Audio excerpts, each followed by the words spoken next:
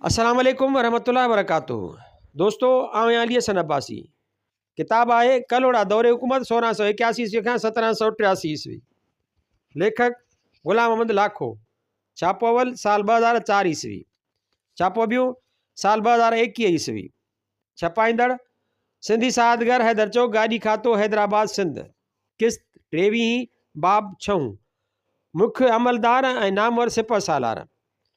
कंहिं बि हुकूमत या रियासत जो बका इस्तेहकाम ऐं जटरा जो घणो मदार उतां जे सिविल तोड़े फ़ौजी अमले ते मदार रखे थो। हुकूमतुनि जो ठहण ऐं डहण सॼे जो सॼो उते जे इंतिज़ाम हलाईंदड़नि जी कारकर्दगीअ ते मुनहसिर आहे। सुठी हुकूमत या ख़राब हुक्मरानी वॾी हद ताईं सिविल ऐं फ़ौजी ब्यूरोक्रेसीअ जे अमलनि ते मदार रखे थी। कलोड़नि जी हिकु सदीअ जी हुकूमत में अमीरनि ऐं अमलदारनि जी हिकु डिघी लिस्ट मौजूदु आहे, लेकिन न त उन मुतालिक़ दुरुस्त ॼाण मौजूदु आहे ऐं न वरी हिन बारे में हेल ताईं जाखोड़ कई वई आहे। जेसीं अमीर ऐं अमलदार ठीकु हुआ, कलोड़नि जी हुकूमत बि मज़बूत ऐं वधंदड़ रही। जॾहिं अमीर उमिरा ऐं वक़्त जा अमलदार पाण में विढ़िया त हिन ख़ानदान जी हुकूमत खे डरंदे घणी देरि न थी। कलोड़नि खां अॻु पूरे हिंदुस्तान वांगुरु सिंध ते बि मुग़लनि जी बादशाही हलंदड़ हुई। उन दौर में मरकज़ी तोड़े सूबाई सतह ते इंतिज़ामिया जो हिकु सिरिश्तो मौजूदु हो। अमलदार ऐं उहिदा तक़सीम थियल हुआ। बादशाहनि जी तारीख़नि खां सवाइ वक़्त जे अमलदारनि ऐं अमीरनि ते जुदागाना किताब लिखिया विया। फरीद बकरी ज़ख़ीरतुल ख़ौनेन, शाहनवाज़ ख़ान मासरुल उमरा ऐं केवल राम तज़किरतुल उमरा जहिड़ा किताब लिखिया।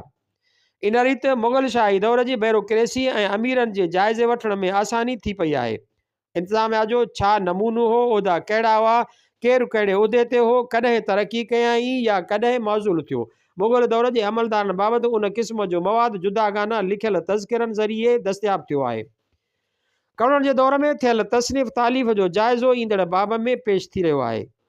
अफ़सोस त हिन दौर में अमीरनि ऐं अमलदारनि ते को बि जुदागाना तज़किरो न लिखियो वियो। उन करे अॼु असां ठीकु तरह सां हिन ज़माने जे आफ़ीसरनि ऐं सिपह सालारनि जे अभ्यास करण जे पोज़ीशन में न आहियूं। असीं हिते मुख़्तलिफ़ किताबनि हिन ॾस में थियल ताज़ी तहक़ीक़ जे आधार ते कलोड़नि जे इंतिज़ामिया जी सर्वे कंदासीं। अहिड़ी सर्वे ज़रिए हिकु तरफ़ तारीख़ जे हिकु अहम बाब जो पूराओ थींदो ऐं ॿिए तरफ़ कलोड़नि जे इक़्तिदार आला ऐं अमलदारनि जे चूंड जो काथो बि थी सघंदो। वॾी ॻाल्हि त मुख़्तलिफ़ क़बीलनि ॾे हाकिमनि जे रवैये ऐं सदन दाख़िली पॉलिसीअ खे बि सम्झण में आसानी थींदी। कलोड़नि जे दौर जे अमीरनि हाकिमनि ऐं अमलदारनि जा नंढा नंढा कुबा, रांकूं ऐं पकियूं क़बरूं सॼी सिंध में पखिड़ियल आहिनि। सिंध सतह ते उन्हनि जे अभ्यास सां ख़ातिरी आहे त हिन ज़माने जे तारीख़ जी खुटल कड़ियुनि खे मिलाइण में सवलाई थींदी। मियां नसीर मोहम्मद जे दौर जे बाअसर अमलदारनि ऐं अमीरनि जो अभ्यास ताज़े दौर में प्रोफेसर अब्दुल्ला मक्सी साहब कयो आहे। हिते असां संदसि खोजनामा इस्तफ़ादो कयो आहे। कलोड़नि जे दौर जे अमलदारनि हाकिमनि अमीरनि सिपह सालारनि जे हिन अभ्यास खे 5 हिसनि में तक़सीम कयो वियो आहे। इब्तिदाई दौर जा अमीर ऐं अमलदार, नामवर सिपह सालार, सिविल उहिदेदार, हिंदू अमलदार, मरकज़ी गुमाश्ता। इब्तिदाई दौर जा अमीर ऐं अमलदार। हिन हिसे में असीं अहिड़नि अमलदारनि जो ज़िक्र कंदासीं जन जो तालुक़ु मियां नसीर मोहम्मद ऐं मियां दीन मोहम्मद जे ज़माने सां आहे। हिते जन अमलदारनि ऐं अमीरनि जो ज़िक्र थियो आहे उन्हनि मुतालिक़ तहरीरी मवाद घटि आहे, लेकिन रिवायतुनि ऐं मैदानी मुशाहिदनि जे आधार ते मिलियल मालूमात हिन तरह आहे। फ़ौजो फ़क़ीर हीउ मियां नसीर मोहम्मद जो ख़ासि अमीर हो। जॾहिं मियां नसीर गाड़ी खे तख़्तगाह मुक़ररु कयो तॾहिं फ़ौजी फ़क़ीर खे कलोड़नि जे असली माॻ हटड़ी चांडका ते मुक़ररु कयो वियो। तफ़तुल कलाम सिंधी छापो सिफ़ो 258। पाण ज़ात जो सुमरो हो, संदसि असली वतन उच हो। पोइ कलोड़नि जो सोबती थियो। मियां दीन मोहम्मद जो दौर बि ॾिठाई। मुइज़ुद्दीन काछे में आयो तॾहिं पाण सरगर्म किरदारु अदा कयाई। जॾहिं मियां यार मोहम्मद कलात खां वापसि थियो उन ज़माने में फ़ौजो फ़क़ीर फ़ौत थियो। इनखे मियां नसीर जे मुक़ाम में दफ़न कयो वियो। अब्दुल्ला मक्सी सिंध जे तारीख़ जो जदीद मुतालियो सिफ़ो 120 121 कराची 1994 ईस्वी। इनायत शाह फ़क़ीर मियां नसीर मोहम्मद हिन खे काछे जे इलाइक़े ते मुक़ररु कयो। तफ़तुल कलाम सिंधी छापो सिफ़ो 258 259। हीउ फ़क़ीर ज़ात जो तगड़ हो। मियां जे तमामु वेझनि साथियुनि मां हिकु हो। काछे जहिड़े दुश्वार ख़िते ते ज़बरदस्त इंतिज़ाम क़ाइमु कयाई। हिन जी वफ़ात मियां नसीर जे ज़माने में थी। खेसि ॻोठु बेगो देरो में दफ़नायो वियो। सिंध जे तारीख़ जो जदीद मुतालियो सिफ़ो 126। फरीद भागत मियां नसीर ॻाढ़ी काछे खां पोइ साहती ऐं लाखाट परगि॒णनि ताईं हुकूमत क़ाइमु कई। तॾहिं फरीद भागत मक्कन मोरे जो मकान ते हावी थियो। मक्कन मोरी पोइ तारीख़ुनि में मोरो शहर मशहूरु थियो। तहफ़तुल कलाम सिंधी छापो सिफ़ो 259। फ़ैरोज़ वीरड़ मकान मोरी ते कब्ज़े खां पोइ कल्होड़नि खे साहती परगि॒णे में वॾी कामयाबी हासिल थी। फ़ैरोज़ वीरड़ अॻिते वधियो ऐं हिन इलाइक़े में हिकु शहर जो बुनियादु रखियाईं। हीउ शहर पोइ संदसि नाले में नौशारा फ़ैरोज़ सॾियो वियो। मियां दीन मोहम्मद जे ज़माने में वरी पंवर सरगर्म थिया ऐं शाही लश्कर कल्होड़नि जे ख़िलाफ़ु काहे आयो। सिबी ऐं शिकारपुर जे हाकिम मिर्ज़ा ख़ान पने खे फ़क़ीरनि शिकस्त ॾिनी। बाद में अमीर शेख जहान आयो।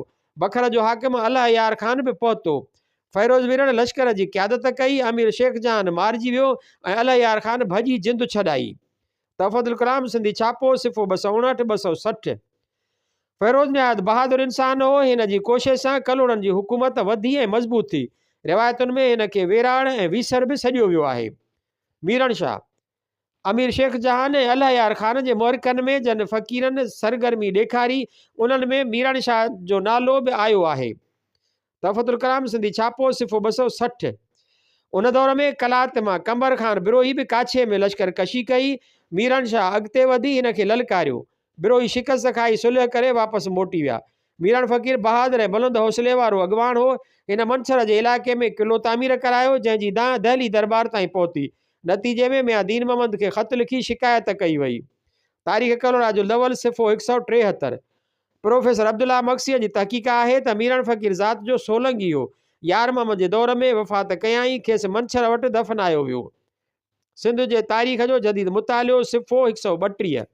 खमण फ़क़ीर मीर अली शेर काने हिन जो नालो खमल लिखियो आहे लेकिन दुरुस्त नालो खमण ॾिसिजे थो।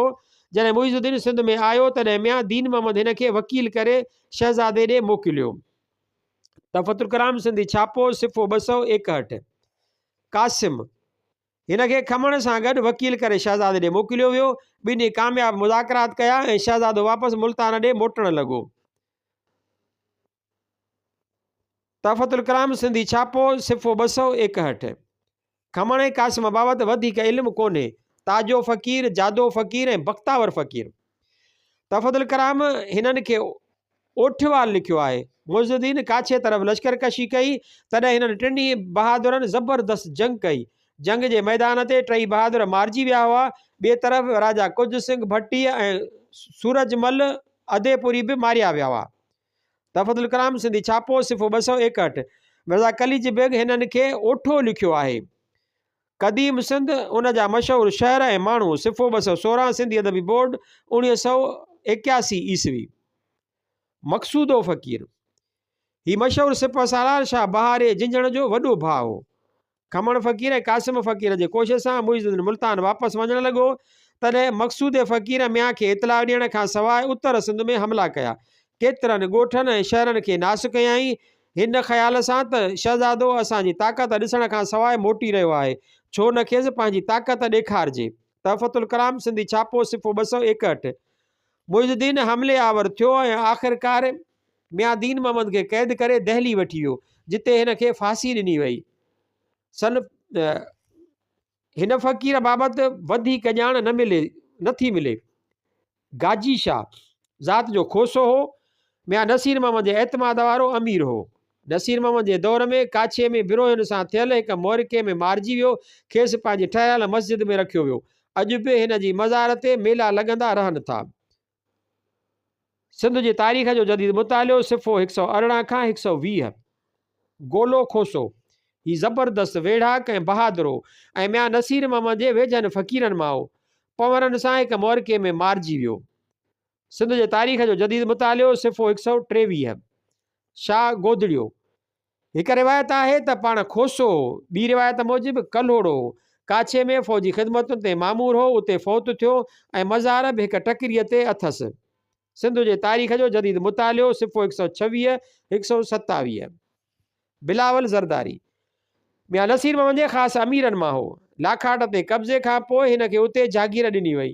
हिन जो मुक़बरो नवाब शाह जे भरिसां आहे। हिन जो पुटु सरदार ख़ान ऐं पोटो दिलावर ख़ान हालाणीअ जे जंग में कलोड़नि जे लश्कर में हुआ ऐं वॾी बहादुरीअ सां विढ़ंदे शहीद थी विया। सिंध जे तारीख़ जो जदीद मुतालियो सिफ़ो 134। मशहूरु सियासतदान हाकिम अली ज़रदारी ऐं आसिफ़ अली ज़रदारी बिलाल फ़क़ीर जे ख़ानदान मां आहिनि। शाह पंजो सुल्तान मियां नसीर मोहम्मद जे वेझनि साथियुनि मां हो। पाण ॾहोट क़बीले जो फ़र्द हो। कलोड़नि जी शुरूआती हुकूमती दौर में दरियाई पतण ते मासूल जी वसूली हिन जे हवाले हुई। इन तरह नई ठहंदड़ हुकूमत लाइ पैसे ॾोकड़ जा ज़रिया मुहैया थिया। हिन जो मक़बरो रांधण स्टेशन जे भरिसां संदसि नाले में सॼंदड़ ॻोठ में आहे। साॻियो किताब सिफ़ो 121 122। ॿोघो फ़क़ीर ज़ात जो नाइच हो। मुग़लनि जे ख़िलाफ़ अवामी वेड़ खे मरबूत करण में अहम किरदारु अदा कयाई। मियां नसीर मोहम्मद जे वेझनि साथियुनि मां हो। हिन जे नाले में आबाद हिकु ॻोठ अॼु बि काछे में मौजूदु आहे। साॻियो किताब सिफ़ो 130। नगर फ़क़ीर रिवायतनि मूजिबि हिन जो नालो डुंगर बि आयो आहे। फ़ैरोज़ वीरण सां मुख़्तलिफ़ मुहिमनि में शामिल रहियो। बाद में हिन जी औलाद पिणु कलोड़नि जी हुकूमत में मुख़्तलिफ़ उहिदनि ते कमु कयो। दादूशहर जा मक्सी नगर फ़क़ीर जो औलाद आहिनि। साॻियो किताब सिफ़ो 133। बागो चांडियो चांडियनि जो तालुक़ काछे जे इलाइक़े सां हो। बागो फ़क़ीर शाह अली शाह अल महमद ऐं पोइ मियां नसीर मोहम्मद खे क़रीब रहियो। दारा शिकू इक़्तिदार जे वेड़ वक़्तु सिंध में दाख़िल थियो। तॾहिं लाड़काणे वारे इलाइक़े में चांडियनि दारा ऐं संदसि अहले खाना खे फुरियो हो। मियां नसीर मोहम्मद हिन अमल ते सख़्तु नाराज़ थियो ऐं चांडियनि खे इलाइक़ो छॾण जो हुकुम ॾिनाई। हिन पस मंज़र में बागो फ़क़ीर गिरफ़्त में अची वियो। सिंध जे तारीख़ जो जदीद मुतालियो सिफ़ो 122 123। पिणु ॾिसजे जन्नतुल सिंध सिफ़ो 444। बाद में मीर सोबदार जे दख़ल ॾियण ते बागे ख़ान खे माफ़ी मिली। बागे जी मज़ार ॻाढ़ीअ में मीर सोबदार जे मक़बरे जे भरिसां आहे। मीर मोहम्मद बख्श टालपुर जो मकालो रिसालो मेहरान नंबर 1-2 साल 1973 ईस्वी। गुल मोहम्मद लिगारी हिन जो तालुक़ मियां नसीर मोहम्मद जे दौर सां हो। कमाल खान लिगारी मियां जे ख़िलाफ़ मुग़लनि जी मदद कई। उन वक़्तु गुल मोहम्मद अॻिते अची कमाल खे गिरफ़्तार करायो। मियां हिन अमल ते ख़ुशि थी गुल मोहम्मद खे काछे में जागीर ॾिनी। जा पट गुल मोहम्मद जे नाले सां मशहूरु आहे। गुल मोहम्मद जी मज़ार मियां नसीर मोहम्मद जे क़ब्रिस्तान में आहे। सिंध जे तारीख़ जो जदीद मुतालियो सिफ़ो 134। गाजी खुआवड़ खुआवड़ सिंध जो हिकु क़दीम बहादुर क़बीलो आहे। गाजी असुल में उच जो वेठल हो। बाद में मियांवाल तहरीक सां तालुक़ रखी चांडके में पहुतो। अक्सर फ़ौजी मोहरिकनि में मियां नसीर मोहम्मद जो साथ ॾिनाई। हिन खे शहदाद कोट वारे इलाइक़े में जागीर मिली। संदसि नाले में आबाद ॻोठ अॼु बि वारहि जे भरिसां मौजूदु आहे। गाजी खुआवड़ जो मदफ़न ॻाढ़ीअ में आहे। साॻियो किताब सिफ़ो 136। मीर सोबदार ख़ान ही पहिरियों टालपुर आहे जो देरा गाज़ी ख़ान खां सिंध में आयो। हिन जो रूहानी तालुक़ मियां शाह अली ऐं मियां नसीर मोहम्मद सां क़ाइमु थियो। टालपुरनि जे शुजरनि में सोबदार ख़ान खे नज़रअंदाज़ कयो वियो आहे। ईस्ट विक मूजिबि मीर शहदाद ख़ान ऐं मीर सोबदार जो परे जो रिश्तो हो। हिन शादी न कई ऐं छड़ो रही ज़िंदगी गुज़ारे वियो। Dry leaves from young Egypt सिफ़ो 351। ॿी राय मूजिबि मीर सोबदार ख़ान मीर शहदाद टालपुर जे वालिद जो सौट हो। ख़ैरपुर जे मीरनि जो अदब सियासत ऐं सकाफ़त में हिसो सिफ़ो 64। वफ़ात खां पोइ सोबदार ख़ान खे ॻाढ़ीअ जे तारीख़ी क़ब्रिस्तान में दफ़न कयो वियो। ताजी लेखी कलोड़नि जे समूरे दौर में लेखी ख़ानदान खे ख़ासि अहमियत हासिल रही। कलोड़नि खां पोइ मियां जो लक़ब हिन ख़ानदान खे मिलियल हूंदो हो। ताजो या ताज मोहम्मद जो तालुक़ मियां नसीर मोहम्मद जे दौर सां आहे। बाद में हिन ख़ानदान जा के ॿिया फ़र्द बि साॻिए नाले सां अहमियत वारा थी गुज़रिया जन कलोड़नि जे दौर में मनसब ऐं उहिदा हासिल कया। ताजो लेखी वफ़ात बाद ॻाढ़ीअ में दफ़न थियो। रिवायतनि मूजिबि दरबार में लिखण पढ़ण जे कम सबबि लेखी सजण में आया। संदन असुल तालुक़ ज़ंगे जा क़बीले सां आहे। सिंध जे तारीख़ जो जदीद मुतालियो सिफ़ो 135। मक्सी साहब मूजिबि ज़ंगे जो क़बीलो बलोच नस्ल सां तालुक़ रखे थो। असांजे ख़्याल में हीअ राय दुरुस्त कोन्हे। धारे जो, नारे जो, राहू जो ऐं जूणे जो क़बीलनि जे लॻवी निस्बत सां ज़ंगे जो क़बीलो बि सिंधी समाज सां तालुक़ रखे थो। अब्दुल्ला मक्सी साहब रिवायती मवाद जे आधार ते मियां नसीर मोहम्मद तोड़े मियां दीन मोहम्मद जे दौर जे कुझु वधीक अमीरनि ऐं अमलदारनि जो ज़िक्र पिणु कयो आहे जो संदसि किताब सिंध जे तारीख़ जो जदीद मुतालियो में ॾिसणु खपे। नामवर सिपह सालार। मियां यार मोहम्मद खां वठी कलोड़नि जे फ़ौजी ऐं सिविल अमलदारनि बाबति तहरीरी मवाद लगातार मिले थो। कलोड़नि ॻाढ़ी ऐं ख़ुदाबाद खां सियासी सफ़र शुरू कयो ऐं नेठि सॼी सिंध ते पंहिंजी हुकूमत क़ाइमु कयाऊं। कलोड़नि जे इन तारीख़ी कामयाबीअ में जिते संदन ज़हन जो अमल दख़ल आहे, उते संदन दौर जे नामवर फ़ौजी अमलदारनि ऐं सिपह सालारनि जो बि वॾो किरदारु ॾिसिजे थो। हिन दौर जे फ़ौजी अहलकारनि जो अभ्यास कंदे ख़बर पवे थी त उहो इब्तिदाई दौर जो हिकु तसलसुल आहे। वॾी हद ताईं साॻिया क़बीला सरगर्म ॾिसजनि था, लेकिन जीअं कलोड़ा पूरी सिंध ताईं पखिड़िजण लॻा, तीअं संदन अमलदारनि तोड़े फ़ौजी सिपह सालारनि जी मुक़ररी ऐं जोड़जक में बि वाज़िह तब्दीली ईंदी वई। हिते असीं हिन ज़माने जे नालेरनि फ़ौजी किरदारनि जी तलाश कंदासीं। राजा लेखी मियां यार मोहम्मद जे दौर में सभ खां अवल हिन जो ज़िक्र थियो आहे। मियां साहिब जॾहिं 1111 हिजरी 1699 ईस्वीअ में मुइज़ुद्दीन जे मुहरिके वक़्तु सिंध छॾे कलात हलियो वियो, तॾहिं अक्सर सिराई सरदार बि ख़ामोश थी विया हुआ। लेकिन 2 साल पोइ 1113 हिजरी 1701 ईस्वीअ में राजा लेखी कलात ते वियो ऐं मियां खे हालतुनि खां वाक़िफ़ करे वापसि सिंध वठी आयो। तहफ़तुल कलाम सिंधी छापो सिफ़ो 262। राजा फ़क़ीर जे जाखोड़ सां यार मोहम्मद सॼे काछे ते कब्ज़ो कयो ऐं कलोड़नि जी हुकूमत क़ाइमु थी। पाण ज़ात जो लेखी हो। मीर हसन अली ख़ान सिंध जो शाहनामो सिफ़ो 101। राजा जे इन ख़ुलूस सबबि पोइ कलोड़नि जे दरबार में संदन वॾी अहमियत थी। फ़ौजी मशीरनि, वज़ीरनि ऐं सलाहकारनि में संदसि दर्जो अवल नंबर क़ाइमु थियो। मियां नूर मोहम्मद जे ज़माने में बि हिन जी हैसियत बरक़रार रही। नूर मोहम्मद जे दौर में दाऊद पोटनि सां शिकारपुर ते सन 1136 हिजरी 1723 ईस्वी में मुहरिका थिया, जिन में राजा लेखी सरगर्म थी विढ़ियो। तारीख़ कलोड़ा जुल्द अवल सिफ़ो 329 330। मियां मुरादियाब ख़ान जे सन 1170 हिजरी 1757 ईस्वी में माज़ूल कयो वियो। उन बाद भारनि में इक़्तिदार जी वेड़ शुरू थी। अक्सर अमीर उमरा अतुर ख़ान जी तरफ़ थिया। मियां ग़ुलाम शाह सिंध छॾे जोधपुर हलियो वियो। उन दौर में बि राजा लेखी हिन सां गॾु हो। तहफ़तुल कलाम सिंधी छापो सिफ़ो 275। सन 1173 हिजरी 1759 ईस्वीअ में मियां ग़ुलाम शाह पूरी तरह सां सिंध जो हाकिम थी वेठो। तॾहिं राजा हर लिहाज़ खां कलोड़नि जे दरबार ते हावी थी चुको हो। मियां नूर मोहम्मद जे दौर वांगुरु लेखी कबीले नई ज़माने में पंहिंजी इम्तियाज़ी हैसियत बरक़रार रखी। मियां सरफराज़ जे दौर में लेखी ऐं टालपुर कबीलनि में तज़ाद पैदा थिया। उन खां अलावा टालपुरनि जे पंहिंजे ख़ानदान में बि छिकताण शुरू थी चुकी हुई। इन तरह घरू जंग लाइ सबबु पैदा थियणु फितरी हो। आख़िरकार 1189 हिजरी 1775 ईस्वीअ में मीर बहराम ऐं संदसि पुटु सूबेदार भरी दरबार में क़त्ल थिया। मियां सरफराज़ खे माज़ूल करे महमूद ख़ान खे सिंध जो हुक्मरान बनायो वियो। उन वक़्तु टालपुर पासे ते रहिया। उन सूरत में राजा लेखी वाहिद बाअसर अमीर थी उभिरियो। मीर बहराम जो पुटु मीर बजार उन दौर में हज तां मोटी आयो, तॾहिं सिंध जे हालतुनि में घणी छिकताण पैदा थी। उन ख़तरनाक दौर में सन 1190 हिजरी 1776 ईस्वीअ में राजा लेखी फ़ौत थियो। तारीख़ बलोची सिफ़ो 36।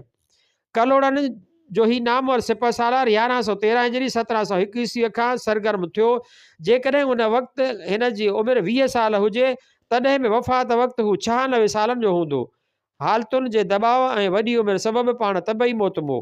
हिकु राय मूजिबि हिन जो मक़बरो गंजे टकर ते आहे। ॿी रिवायत आहे त वफ़ात खां पोइ हिन खे मियां नूर मोहम्मद जे क़ब्रिस्तान में दफ़न कयो वियो। लेखी ख़ानदान जी बदकिस्मत हीअ आहे त कलोड़नि खां पोइ टालपुर इक़्तिदार में आया। टालपुरनि जे दौर में जेको तारीख़ी अदब लिखियो वियो उहो लेखी मुख़ालिफ़ लिटरेचर आहे। उन करे कलोड़नि जे हिन वफ़ादार ख़ानदान बाबति दुरुस्त मुतालियो करणु दुश्वार थी पियो आहे। मीर शहदाद टालपुर कलोड़नि सां सभ खां अवल मीर सूबेदार जो तालुक़ु पैदा थियो, जंहिंजो ज़िक्र मथे अची चुको आहे। उन खां पोइ मीर सलमान ख़ान उर्फ़ किको ख़ान सिंध में पहुतो।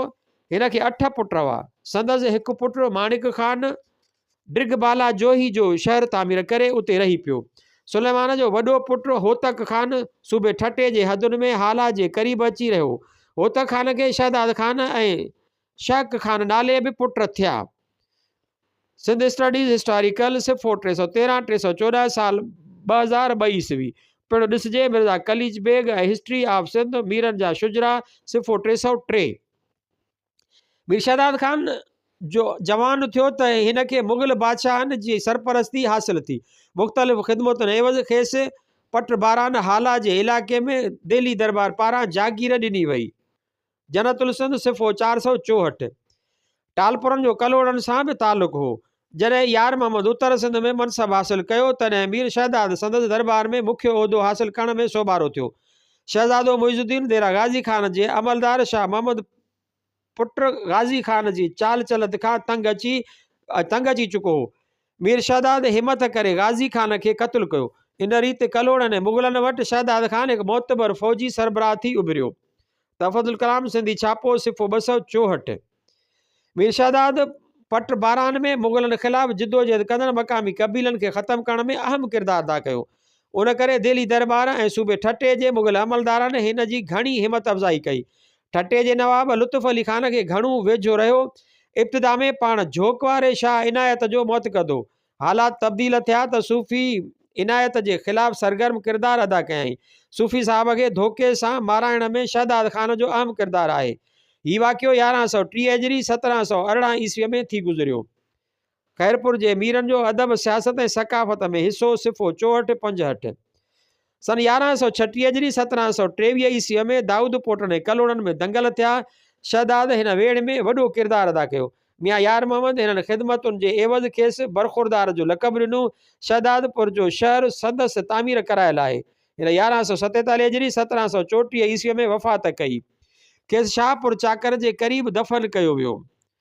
शमशीर हैदरी सुजाग सांगड़ सिफ़ो 49 सांगड़ साल 1974 ईस्वी। शहदाद खान खे 4 पुट जाम निदो, चाकर खान, बहराम खान ऐं ख़ैर मोहम्मद जे नाले सां थिया। आख़िरी पुट खे औलाद न थियो। ॾिसिजे थो त मीर शहदाद मुग़लनि जो ख़ासि माण्हू हो जो पोइ यार मोहम्मद खे वेझो थी उहिदो हासिल करण में कामयाबु थियो। हिन मुग़लनि जे ख़िलाफ़ मसरूफ़ अमल मक़ामी माण्हुनि खे चीबाड़ण में अहम किरदारु अदा कयो। उन खां अलावा सूफ़ी शाह इनायत खे माराइण में सरगर्म हिसो वरिताई। इन पस मंज़र में मीर शहदाद ख़ान जे किरदार ते ग़ैर जानबदार ऐं तारीख़ी पस मंज़र में हक़ीक़त ते मबनी मुताले जी ज़रूरत आहे।